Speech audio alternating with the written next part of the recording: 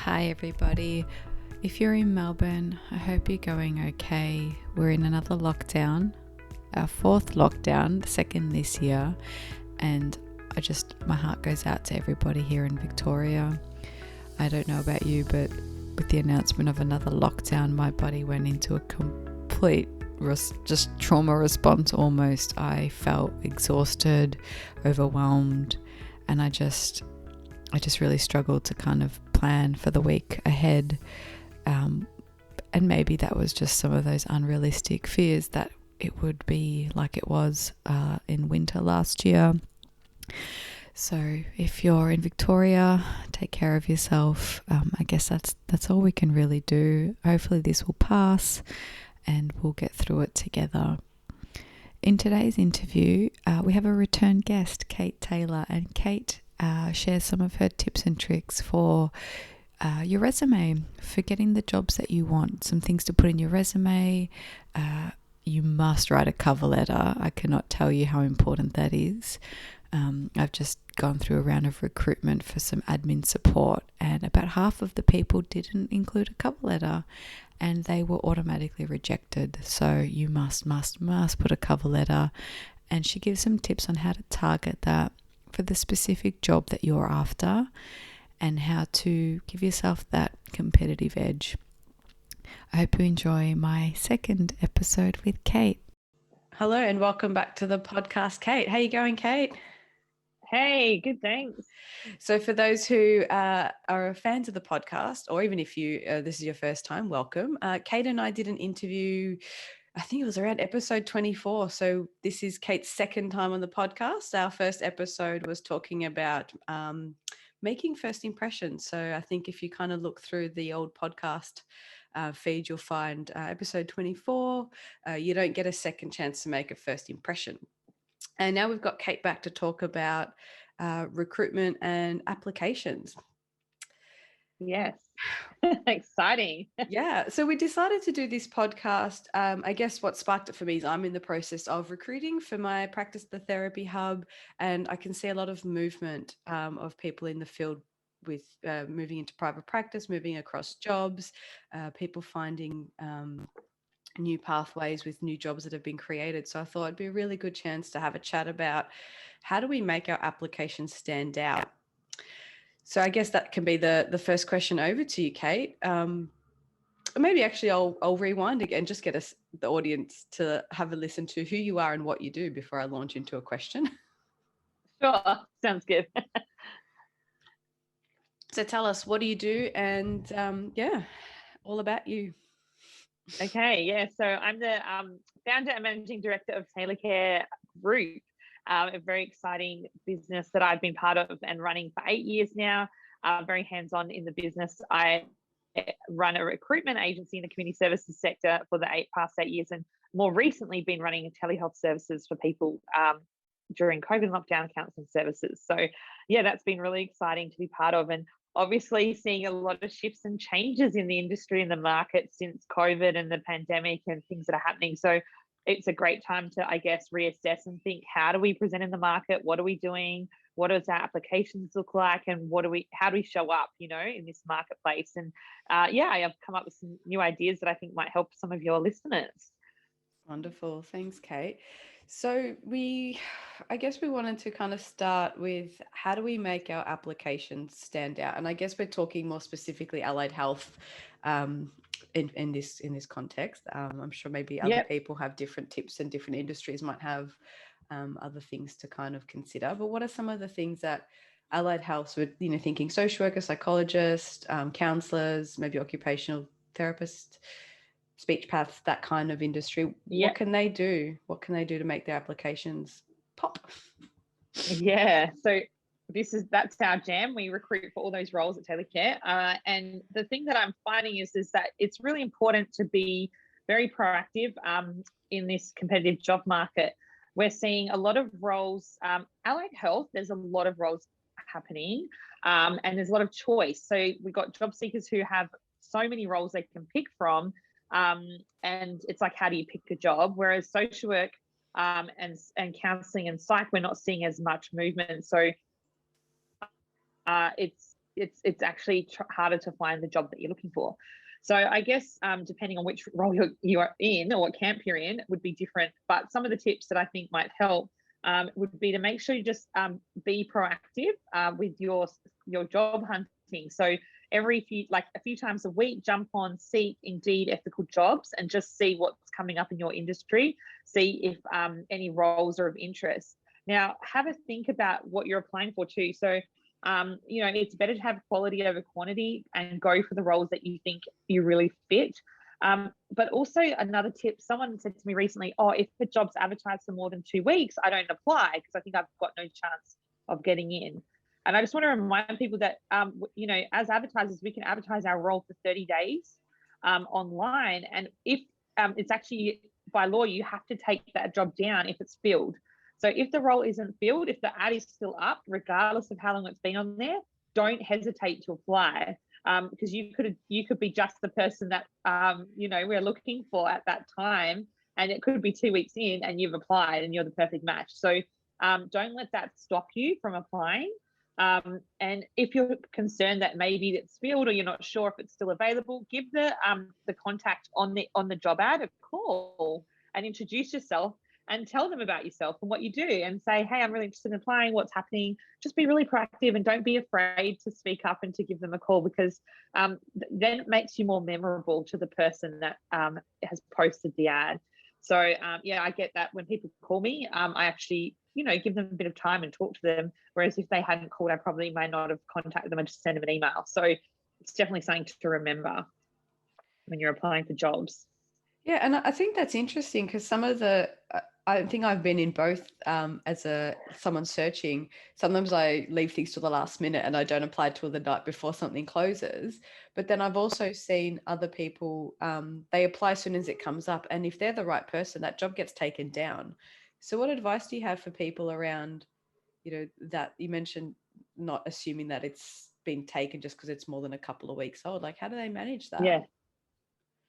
Yeah, it is a challenge. But yeah, like I said, they have to actually expire the ad early if they've filled it. So you can't falsely advertise a job that's not real or doesn't exist.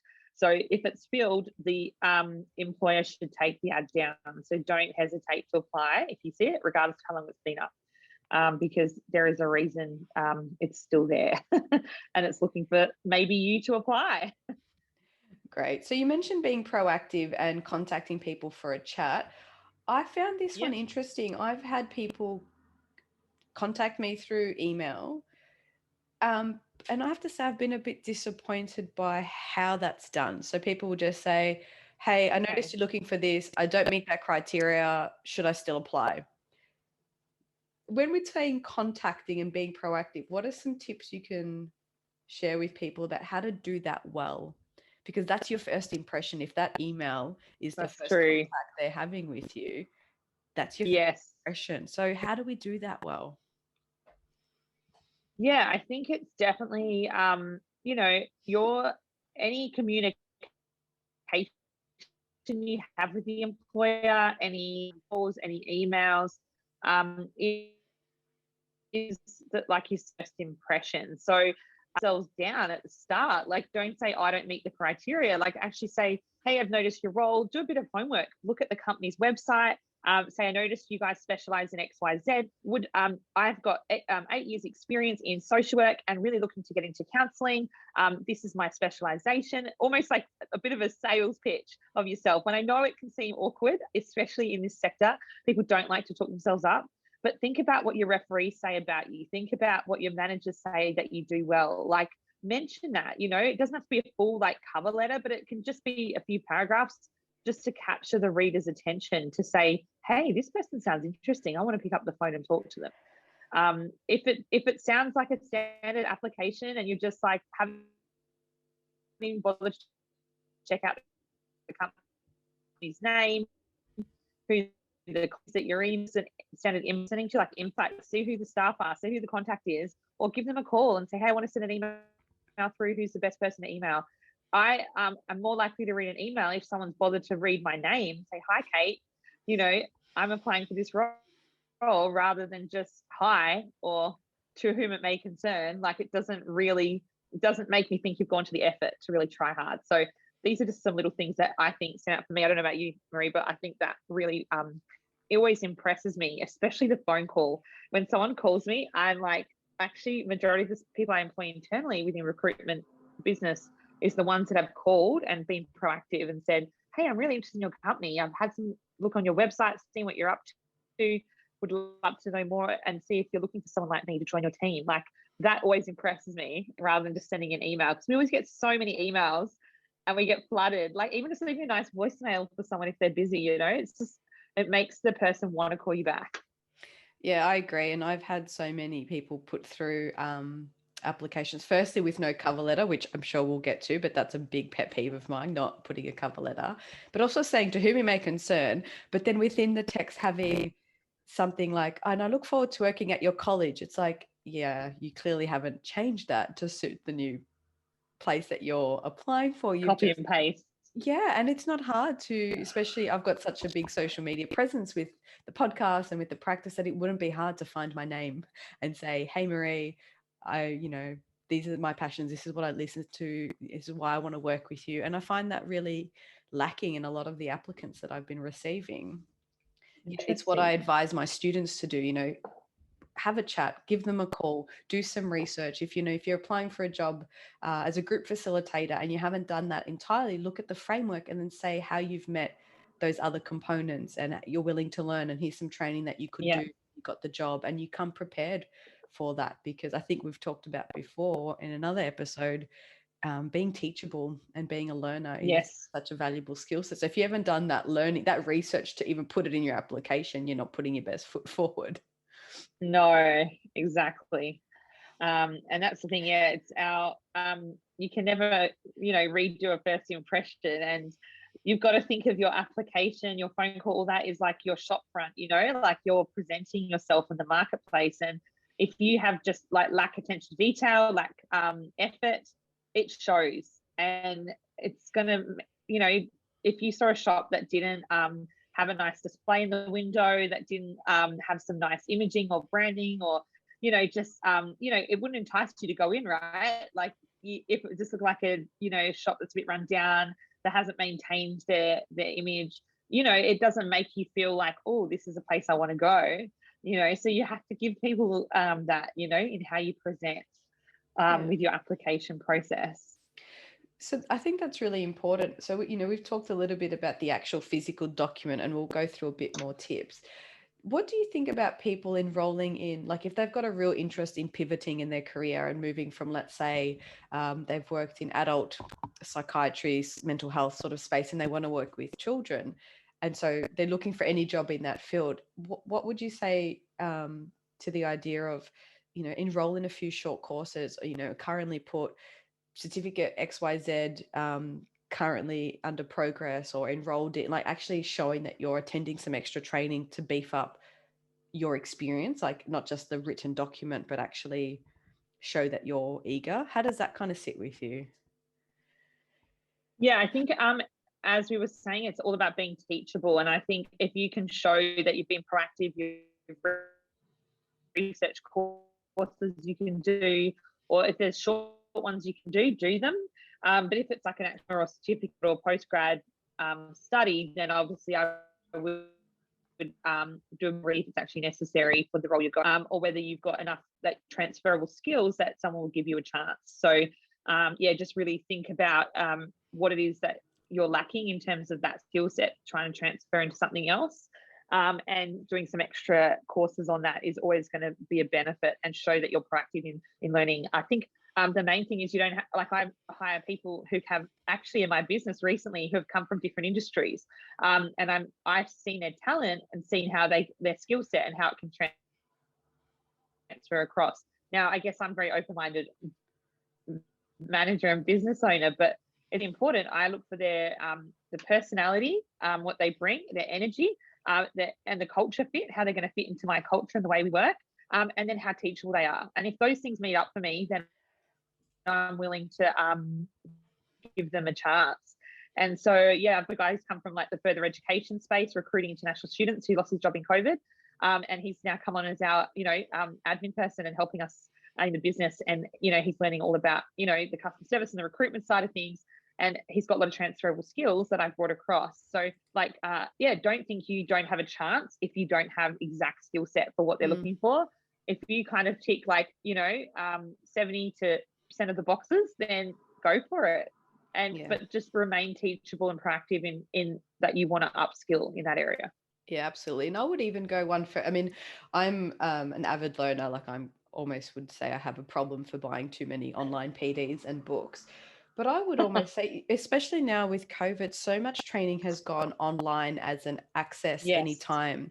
If you've got a job that you're applying for in a couple of weeks, within a weekend, you can upskill yourself with a 12-hour PD, a 2-day course, and whack it on there. Like it's actually not that difficult to do a introduction to trauma, introduction to working with kids, a motivational interviewing, play therapy, CBT basics. Like you can, within a weekend, head down, bum up, and get a little, a mini certificate in something to show, I've done this. And then you can talk to that in your interview or in your application. Exactly. And so I think maybe it's a hesitation for people to spend money on themselves. But I think just like we've talked about the importance of supervision, you need to be the best version of yourself to apply for some of these jobs, because we're working with vulnerable people. We're working in healthcare, in mental health, in spaces where people are expecting you to be the best person that they're going to come in contact with. And I think we forget about that. It's not just, yes, they're jobs and they pay the bills and that's how it works. But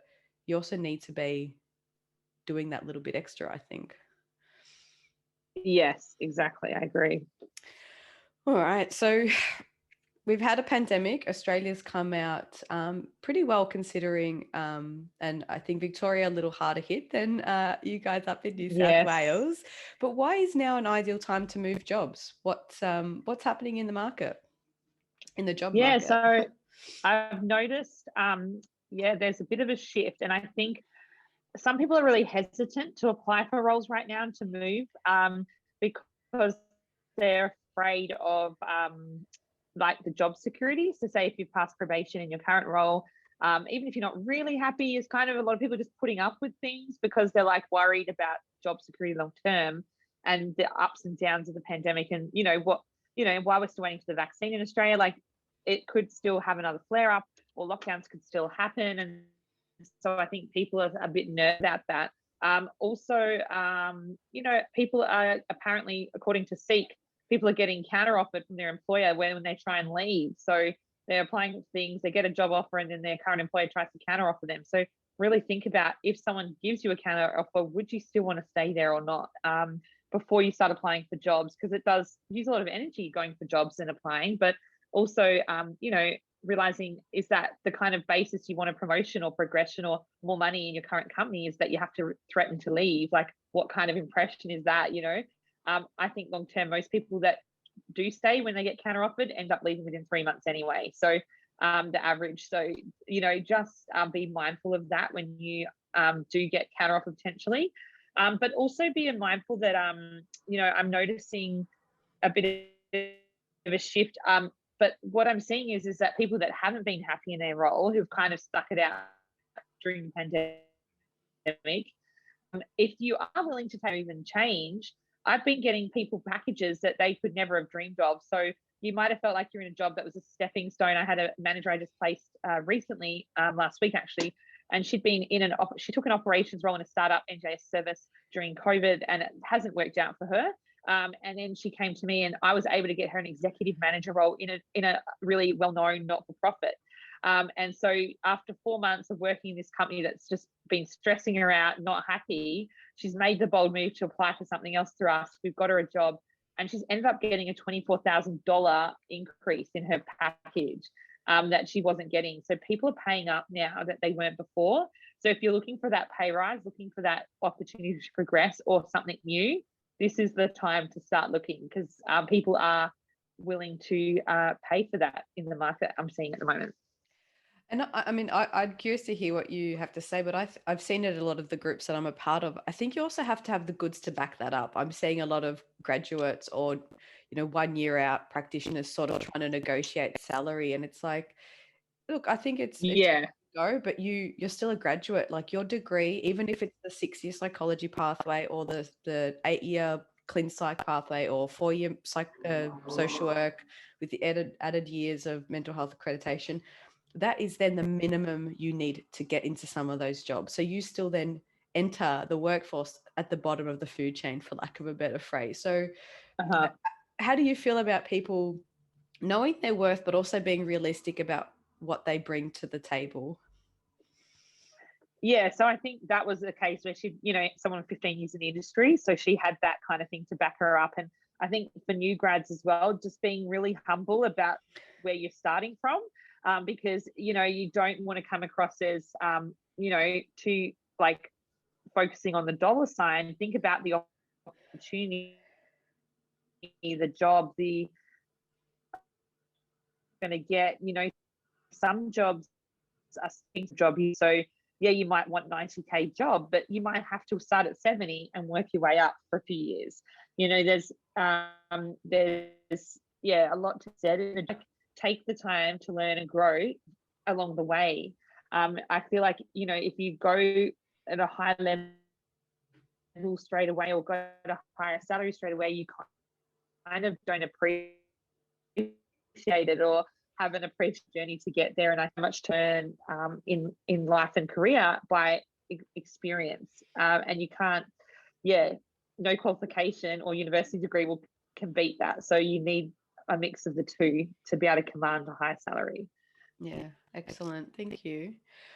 All right, so our third question I wanted to pose to you, and I'll let listeners know that Kate drafted most of these questions with my help, so we kind of know a little bit about how we're directing some of these tips today.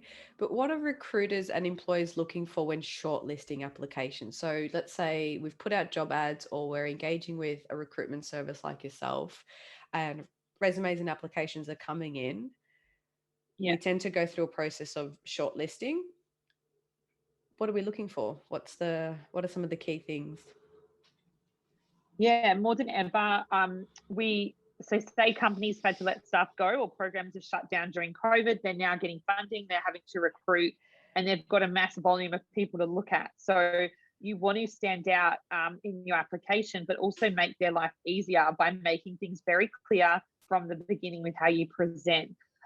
What I'm seeing is that, that, like we were saying, that attention to detail and care in what you present, your shop front is your application before anyone's willing to pick up the phone and talk to you. So how are you showing up in that space?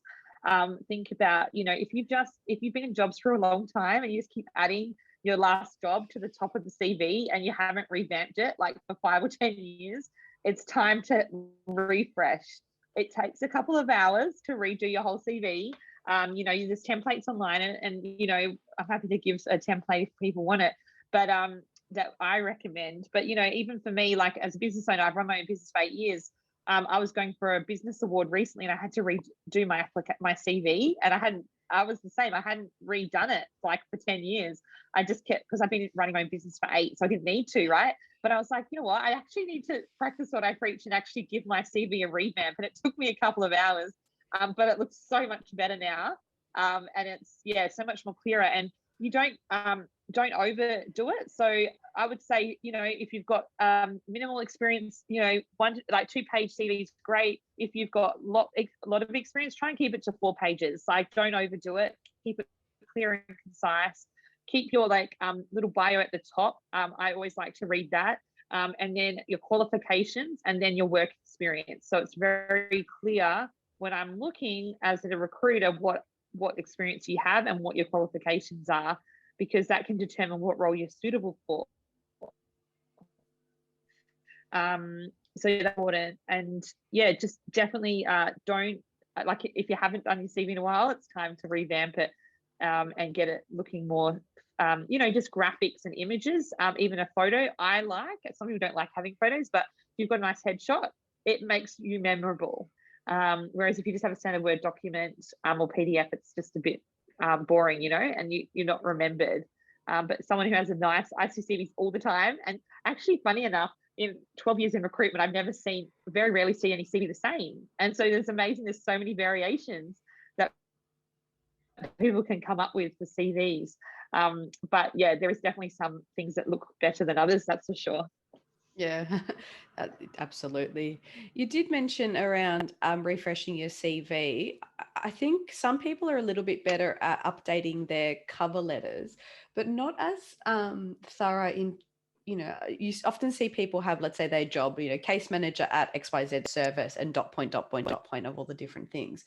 I would encourage people to actually tweak those dot points as well, depending on the job they're applying for. So if they're applying for a more policy or sort of administrative type role, go back through and see, refresh your memory on what you did in those jobs, that you can change some of those dot points. Like maybe it's not super necessary or at all relevant to say, I was trained in peg feeding, I helped with personal care and hygiene. If you're applying for a job which is all administrative based, maybe you can say something like followed procedures, implemented a new XYZ. So you can change those dot points to reflect the job you're applying for, not just the cover letter. How do you recommend people kind of do that?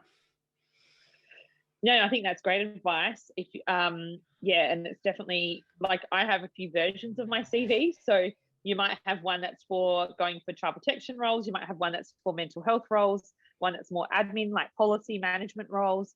You could have a few different versions that you could tailor, like you said, and expand on those points based on the type of role that you're applying for.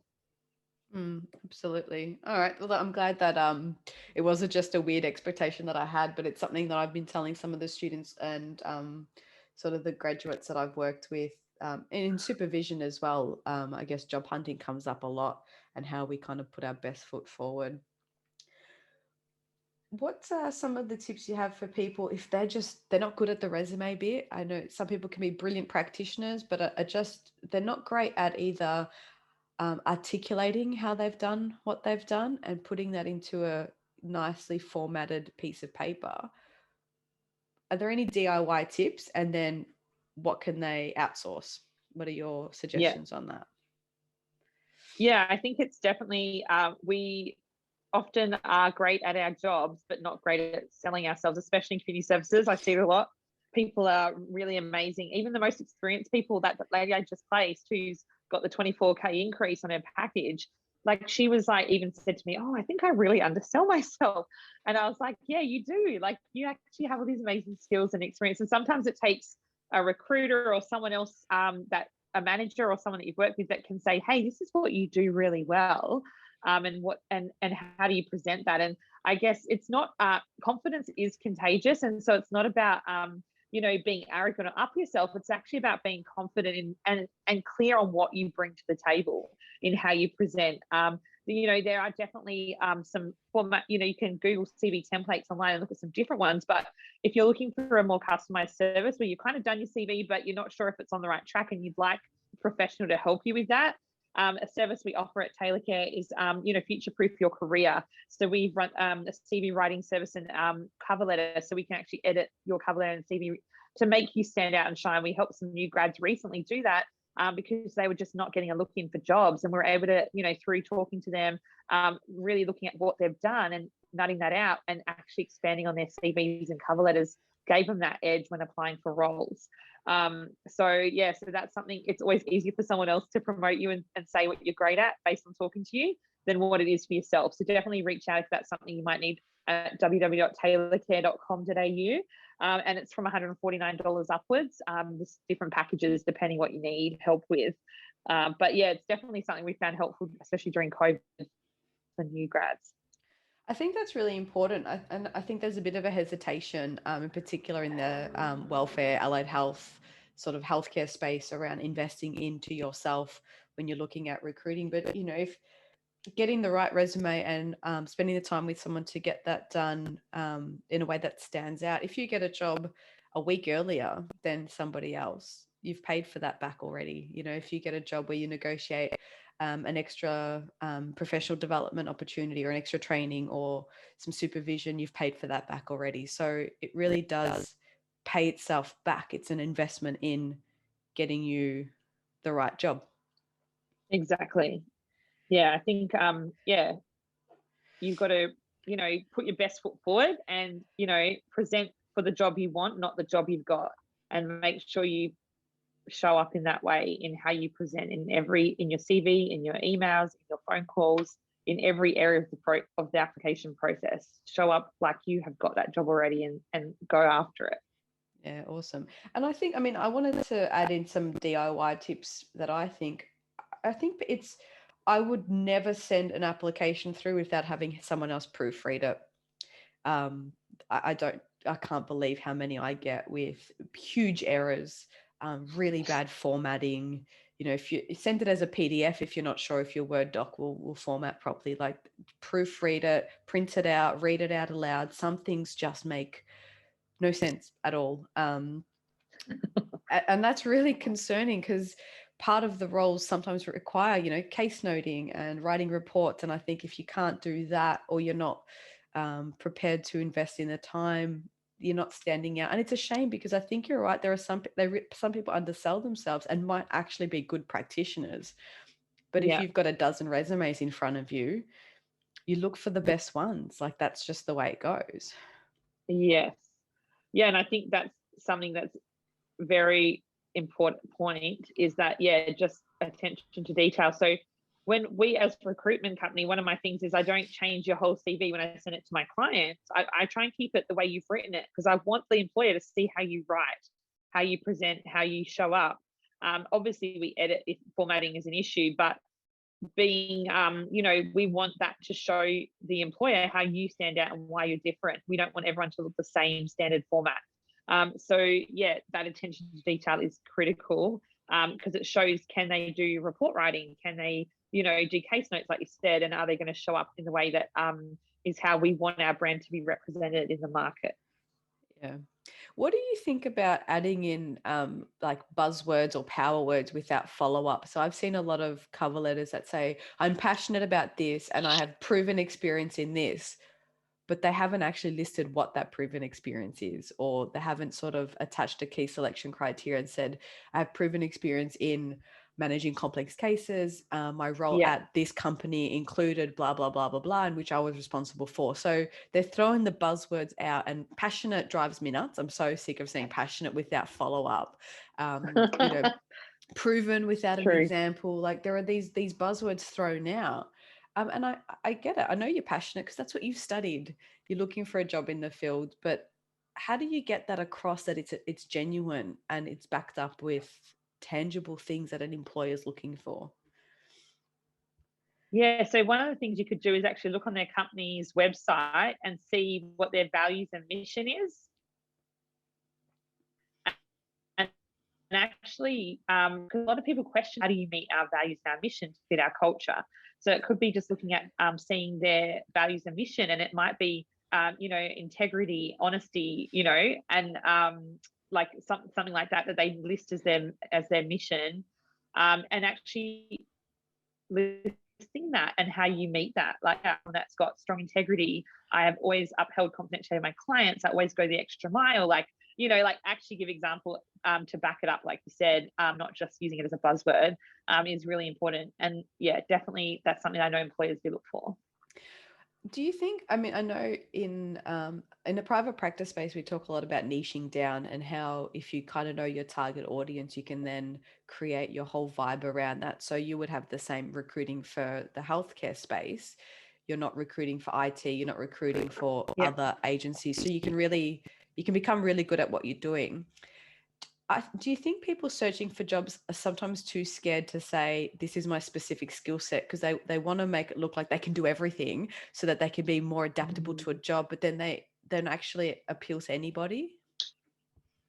Yeah, true. You can become too generalist and not specific enough for the role.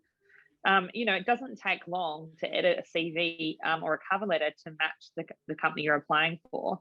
But and keep your cover letter to like one page. Like, employers don't have time to read full-on detailed 5-page letter about your life and your career. Like, keep it short and sweet, keep it clear and concise, but give examples, make it quality over quantity, and just really make yourself stand out. Even in your email, be very clear, check your grammar, your spelling, that kind of thing.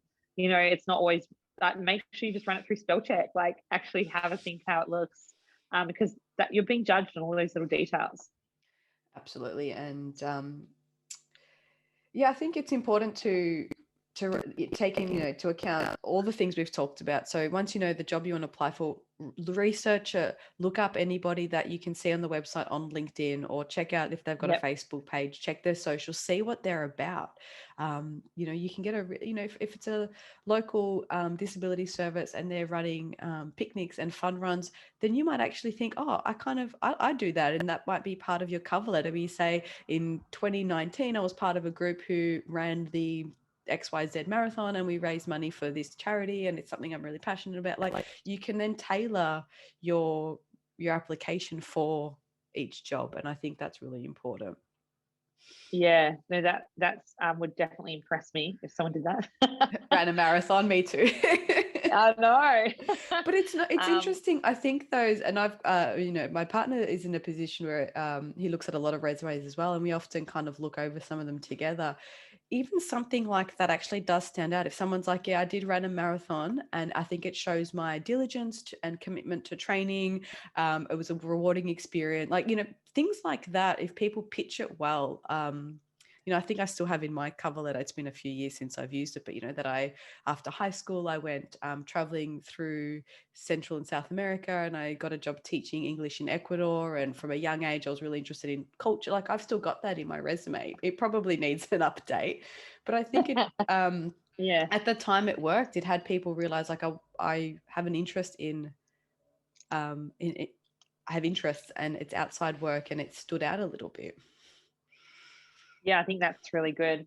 And the other thing I just thought of was that make sure your Seek profile, if you have your CV up there, is updated. So if you've had your Seek CV on there years ago and it's out of date, it will seek all that keywords. So if you have, if a recruiter or an employer is doing a keyword search on their database to find you, if you've gone from being, like, I found someone's CV hadn't updated since 2015 on Seek, and then when we called them, they'd gone into they'd done child protection back then, and then they'd gone into homelessness the last 5 years. And I was like, oh, that's totally not relevant to the role that I thought I was going to put you forward to. But it was also a valid point that she was like, oh, I hadn't even thought to update my CV and my Seek profile. So make sure your LinkedIn's updated and your Seek CV is updated on the system if you are wanting to be approached for roles.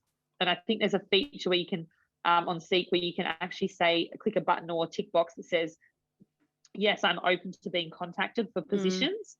And then you'll come up in searches when we search you, and we'll approach you about opportunities. And a lot of people are getting headhunted now from that versus applying for a job. So that would shortcut the whole having to impress, having to apply process if you have your updated profile. Yeah, absolutely. I definitely use that function as well. And I'm surprised how people sometimes don't order their most recent experience that's relevant. So I still see some people who might still have their casual job at a local hospitality chain or a retail shop, and that comes up first. And if I've only got a split second to make a decision and someone's working as a retail assistant at a local department store versus someone else who's doing work in an aged care facility, I'm like, oh, which one am I going to go for? So even making sure the order is relevant to the position. Yeah, most recent experience at the top, definitely. All right. So we've read the job ad, we've looked up and maybe done a bit of social media stalking of the company. We've got a sense that what they are, what they're about. We've done all the work of the cover letter and resume. Let's say we get the job. Are there any kind of top tips you have for nailing that first interview, for making that that first kind of either face-to-face or online Zoom session impression get you through? Yeah, if you look up TaylorCare recruitment on YouTube, I've actually got some good videos on interview top tips for phone interviews and Zoom, as well as face-to-face. I've come up with some cool little few-minute videos for that. But one of my tips that I notice a lot in this sector is that something that, I guess you're trained in and taught is that you look at everything as a collective, as a we, that we bring to the team. As a team, we delivered this service for our clients.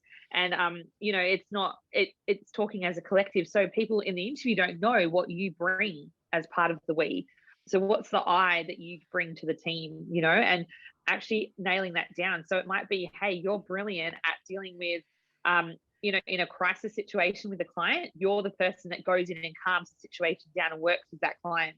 You might be the person who's great manager, who can direct people on how to deal with that client at that time. You might be someone who's great with policy and procedure, or have stakeholder networks that you go draw upon in a crisis that helps the team to deliver what they need to. So actually think about and articulate that at an interview. When they ask a scenario question, actually say to them, hey, yeah, I've had a similar situation at my work, and as a team, we handled it this way. But what I did was I was great at dealing with, the client in that crisis situation. I talk them through it and go through the steps that you take to help deliver that part. Don't assume the panel will know what you've done or how you do it. Just because it says you're a caseworker in your CV doesn't mean that all the panel will understand exactly what casework looks like in that particular company that you're working in. Actually, give a step-by-step detail of your thought processes and what you do, so they can see if that aligns with their company and how they like to work. And I think that always impresses the panel when they can say, hey, this is what I bring to a team. If you're looking for this, and even if you're shy or not very confident, actually saying, I am the hard worker in a team. I'm not the type that needs to be recognized and puts myself out there sometimes, but you know that when you rely on me, I'm a hard worker. I'll go the extra mile. I'll put in the extra effort. When the team have checked out for the day, I stay late and get the job done. It's everyone needs different personalities in a team. So don't assume that everyone needs to be bubbly and outgoing and that's what the company wants. It could be, actually, no, we've got enough of those kind of people in the team. Need actually someone who's that quiet, calm presence who can just get the job done, and without drama. So, we got to have a mix of people in a team. And so, actually saying, I'm that quiet presence, that calm in a storm that can bring that to a team. And a lot of people value that, actually using it as a selling point rather than a negative. Finding a way to say that in a way that with confidence, and clarity is always important. Excellent. Some really and great then you can tips. and then you can really shine. I think everyone has their unique style and they need to shine in that and be proud of that and what they bring to the party.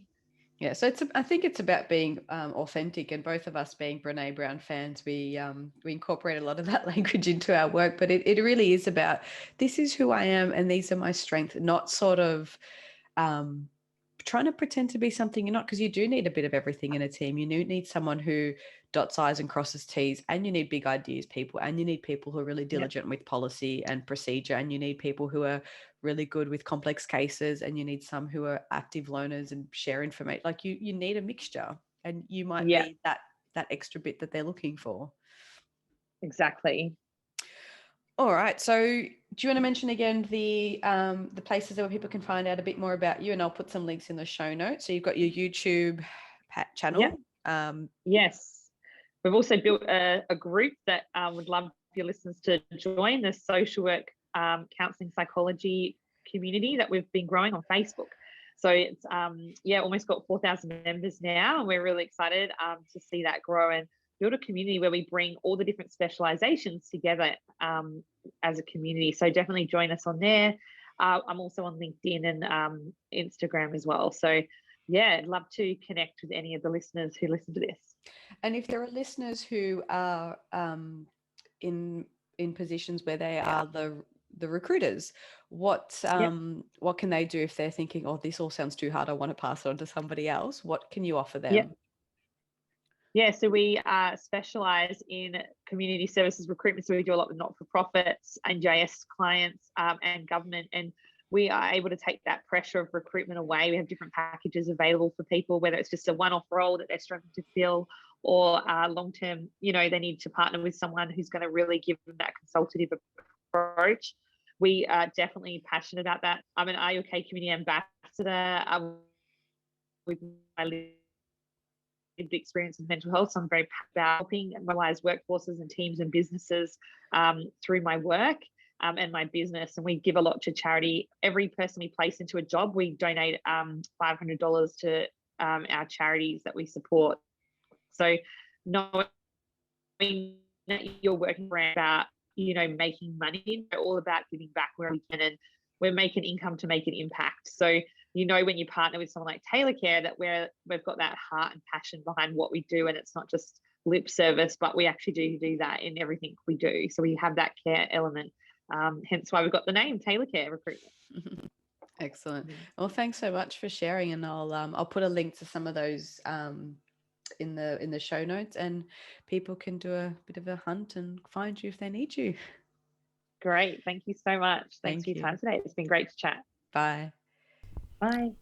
I hope you enjoyed my second interview with Kate, and it gave you some really practical tips on the kinds of things you can do in your resume and in your cover letters when you're applying for jobs. Keep in mind to check out Kate's Facebook group. There's a lot of resources and conversation in there for counsellors, psychologists, social workers, anybody in that field. And you can also check out her website for some of those services and products she was talking about. And please share this episode with anyone you think might be interested. It really helps other people find the podcast. And if you're in Melbourne, I'm running some youth mental health first aid training through my practice, The Therapy Hub. So hop on over to thetherapyhub.com.au and check out some of the training that I offer. I know it's incredibly valuable to upskill, and I really recommend looking for some training and some other professional development opportunities that are relevant to your workspace. So if you work with teenagers, you want to get into schools or work with people sort of age 12 to 25, this might be something that you're interested in. So hop on over to thetherapyhub.com.au website and check it out.